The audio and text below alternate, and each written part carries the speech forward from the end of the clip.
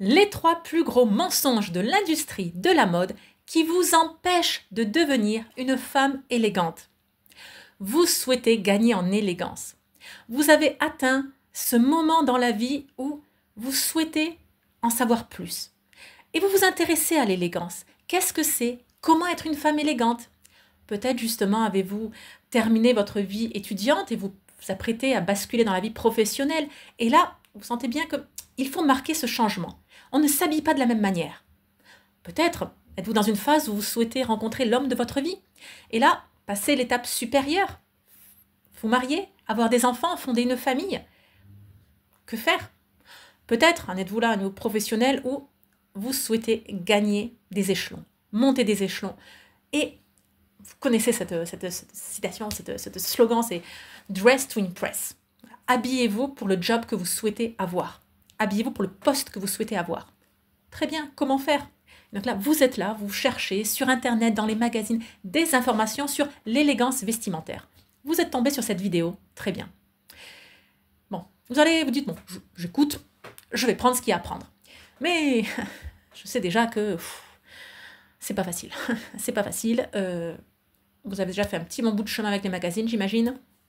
Et on lit tout et son contraire. De même sur Internet, il y a tout et son contraire. Il y a le fameux l'élégance, c'est un je ne sais quoi. Voilà, bah oui, mais si c'est un je ne sais quoi, c'est super, hein, dites ça à Einstein, hein, il va se retourner dans sa tombe. Hein, non. L'élégance est un style vestimentaire avec des critères objectifs qu'on peut scientifiquement décrire, lister. Voilà. C'est pas un je ne sais quoi. Également, ce n'est pas une question de mode, de femme, ou alors lorsqu'on dit maintenant, ah c'est inné. L'élégance, on est élégante ou on ne l'est pas. Voilà. Mais oui, mais si vous êtes né du mauvais côté si vous n'avez pas le gène de l'élégance, c'est fichu pour vous. Vraiment. Toute votre vie, vous ferez partie de, je sais pas moi, des gueux, hein, voilà, c'est ça. Hein. Mais non, c'est totalement faux, mais pas du tout. L'élégance, on peut choisir d'être élégante comme choisir de ne pas l'être. Alors maintenant, très bien. Donc, peut-être aussi êtes-vous dans une situation où en fait, vous êtes, ouais, bon, vous êtes né bien, vous êtes bien né, mais enfin, autour de vous, les femmes, bon, peut-être est-ce que la mode est quelque chose de superficiel, voilà, et que vous êtes né avec des femmes, vous avez grandi avec des mères, des tantes, des grands-mères, des sœurs qui sont en mode à intellectualiser cela, tout comme vous voyez, c'est différent, ceux qui font du sport, soit on est intelligent, soit on est sportif, voilà, mais on ne peut pas être les deux, voilà. Moi j'ai grandi dans ce milieu, voilà, soit on est intelligent, soit on est sportif. Ce n'est qu'à l'âge adulte que j'ai découvert que non, c'est totalement faux. Et l'un aide l'autre, voilà, par l'oxygénation du cerveau, voilà. Mais bon, donc j'ai appris ça sur le tard. Et de même, peut-être que vous êtes dans un milieu où on dit, non, mais une femme elle est intelligente, tu lis des livres, tu as de bonnes notes en classe, voilà, l'apparence, ça ne compte pas. C'est superficiel, on ne juge pas les gens sur leur physique. Voilà. Et donc je dis pas qu'autour de vous, les femmes s'habillent mal, mais enfin, elles n'accordent pas beaucoup d'importance aux vêtements, à la tenue. Et donc, ce super pouvoir que vous pressentez, qui est là, à portée de main, en fait, vous ne pouvez pas l'avoir du côté de la famille. Bon, c'est pas grave. C'est pas grave. Il y a des centaines de milliers de femmes dans votre situation. C'est pas grave. Et ça s'apprend. Ça, c'est une très bonne nouvelle. Ça s'apprend. Ce n'est pas votre faute. Voilà. Donc, ce n'est pas une question de naissance. Ce n'est pas une question d'héritage familial. Ce n'est pas non plus une question d'argent. L'élégance n'est pas une question d'argent. Moi, je comprends très bien que vous ayez d'autres priorités que vos vêtements dans la vie. Moi aussi. L'immobilier passe en numéro 1, d'accord? Je suis mère de famille, épouse, voilà. Hein, l'immobilier. En numéro 2, je ne vais pas dire nos enfants, enfin, c'est lié, hein. Voilà. Mais voilà, les études de nos enfants, les sorties, les voyages, la vie culturelle que j'ai avec eux, etc. Et oui, ça passe, c'est au-dessus de ma garde-robe. Très bien, donc, je le comprends tout ça. Voilà. Donc, soyez bien sûrs de cela. L'élégance n'est pas une question d'argent. Voilà. Donc maintenant, 3 choses que vous devez savoir si vous commencez votre chemin d'élégance. 3 choses que vous n'allez pas entendre ailleurs. Et pourtant, voilà, vous êtes au bon endroit. Là, vous êtes en bon endroit, installez-vous. L'écran vous protège, voilà. Il protège de quoi? Plutôt, il me protège. Vous n'allez pas me frapper en entendant cela. Je sais que ça fait un choc au début, mais voilà, il faut le dire. Première chose, le jean n'est pas un vêtement élégant. Aucun jean. Le jean blanc, alors il peut être de troué, pas troué, percé, enfin, avec des dessins, des motifs, des dentelles. Non, le jean n'est pas un vêtement élégant. Ça ne veut pas dire que les personnes qui portent des jeans soient bêtes, moches, laides. Mais pas du tout. Le jean, et un vêtement que donc l'élégance. L'élégance ne signifie pas beau, joli, magnifique. Ce n'est pas un synonyme de cela. L'élégance, c'est l'univers, c'est l'art de vivre des ladies et des gentlemen. Dans cet univers-là, le jean peut être porté pour aller aux écuries, les nettoyer, promener son chien, le dresser, aller à la cueillette des champignons en pleine forêt. Chose géniale. Enfin, moi, les chevaux, c'est pas mon truc, mais enfin, pour mon mari, si, mais bon, pour moi, c'est les balades en forêt. Et de toute façon, je n'ai pas de chien. Mais voilà. Mais donc, le jean, oui, est dans l'univers des ladies et des gentlemen, mais à cette place-là. Pas une place quotidienne, pas une place de cérémonie, pas une place professionnelle. Certainement pas. Voilà. Donc, le jean n'est pas un vêtement élégant au quotidien. Donc, éliminez le jean de votre garde-robe. Je sais que c'est difficile à entendre. C'est très difficile. Et encore une fois, les personnes qui portent des jeans ne sont pas moches, laides, vulgaires. Pas du tout. Elles sont juste inélégantes. Ce qui n'est pas une insulte. C'est le privatif, élégant, inélégant. Bien. Deuxième chose qu'il vous faut savoir. La couleur noire n'est pas un gage de chic, d'élégance, de sans faute vestimentaire. Pas du tout. La couleur noire a toute cette symbolique consciente et inconsciente. Une fois que vous allez commencer votre chemin d'élégance, vous allez vous intéresser à la symbolique des couleurs, à la puissance, au super pouvoir que sont les couleurs. Et donc le noir est la couleur du deuil, du service souvent professionnel. Donc les prêtres s'habillent en noir, les coiffeurs s'habillent en noir, les serveurs s'habillent en noir, etc. Tout ce qui est musique, les musiciens s'habillent en noir. Et pour les grands galas de charité, on va porter des robes noires, mais là on s'efface, on est au service d'une cause qui nous dépasse.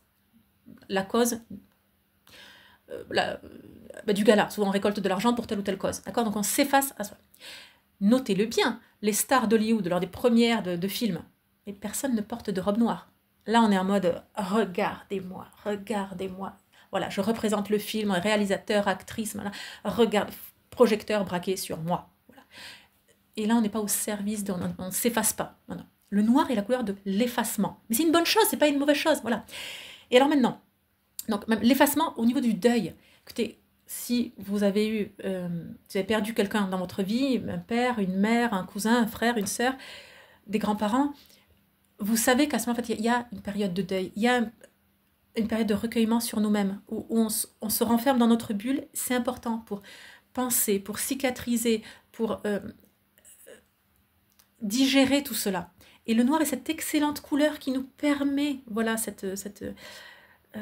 recueillement, voilà, cet effacement temporaire. Bon, alors maintenant, le noir, bon, vous portez du noir au quotidien, ça vous déprime, ça envoie une image de vous.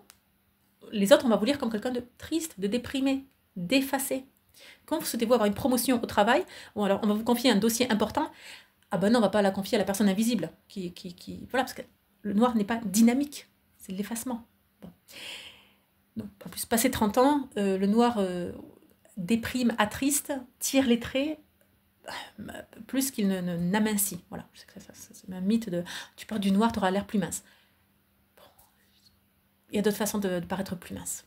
Troisième mensonge que vous ne devez pas croire, c'est que l'apparence ne compte pas. C'est totalement faux. L'apparence compte. Les vêtements sont le reflet de notre personnalité. À travers nos vêtements, nous allons exprimer qui nous sommes.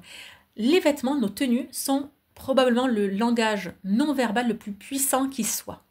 On envoie des messages d'agressivité, de douceur, de compassion, de dynamisme, de pétillement, d'amour, d'amitié, de deuil, de cérémonie, de pureté. Tout un code, voilà. Et les vêtements ont un immense impact. Ça ne veut pas dire qu'on va condamner quelqu'un parce qu'il est mal habillé. Et puis d'autre part aussi, on ne fait pas les règles à partir des exceptions. C'est-à-dire que si...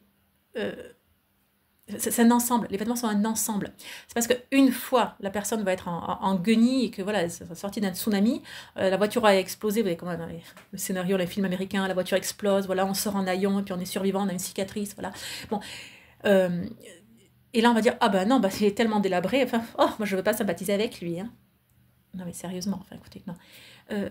On ne fait pas les règles à partir des exceptions. Donc on ne va pas vous juger sur une exception, mais on va vous juger. Juger n'est pas un mauvais mot, juger c'est réfléchir à vous.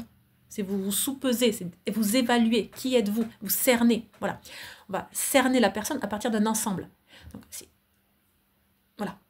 Gardez cela en mémoire. Les vêtements ont un immense impact sur nous-mêmes, sur les autres et sur notre entourage et même les inconnus. Encore cette semaine, j'ai eu le témoignage d'une femme qui écrit justement, elle est constamment abordée dans la rue par des touristes pour faire des photos ou justement pour indiquer le chemin sur voilà, où se trouve tel ou tel endroit.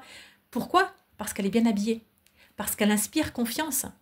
Parce que vous savez, maintenant, avec tous les téléphones portables qu'on a, demander à des inconnus de nous faire une photo dans la rue, avec l'insécurité actuelle en France, on a peur que quelqu'un nous prenne notre portable et s'enfuit avec, quoi. Mais voilà. Ma soeur, avec son super appareil photo à 1 million de dollars, elle va pas le confier à un inconnu. Voilà. Donc, il faut pouvoir se fier, et donc nos vêtements doivent inspirer confiance. Voilà. Même chose, vous allez chez votre banquier pour demander un prêt immobilier. Croyez-moi que les vêtements comptent. Croyez-moi, vous voulez faire une bonne impression. Voilà. Donc, et que vos vêtements reflètent l'état sain de vos comptes bancaires. Voilà. Tout est lié. L'intérieur et l'extérieur sont liés. Bon, je ne vais pas continuer sur ce sujet parce que je pourrais me voir indéfiniment. Pour cela, je vous invite à vous abonner à la chaîne Apprendre les bonnes manières. D'ailleurs, donc ici, je ne me suis même pas présentée. Je suis Anna Gass, la fondatrice d'Apprendre les bonnes manières. Une école de bonnes manières en ligne, une école de savoir-vivre, où vous allez trouver le catalogue en suivant le lien sous la vidéo, de formation sur l'élégance vestimentaire, les arts de la table, l'étiquette, la politesse à transmettre aux enfants, donc les codes aristocratiques, le savoir-vivre au travail, la galanterie. Donc, cet univers-là, l'univers des ladies et des gentlemen. Voilà.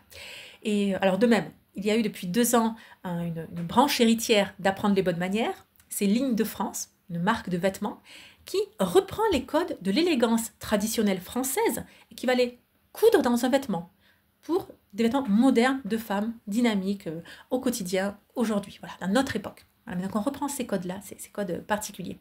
Donc, je vous invite à découvrir cela, puis surtout la nouvelle collection, juste en suivant le lien en dessous de la vidéo. Bien.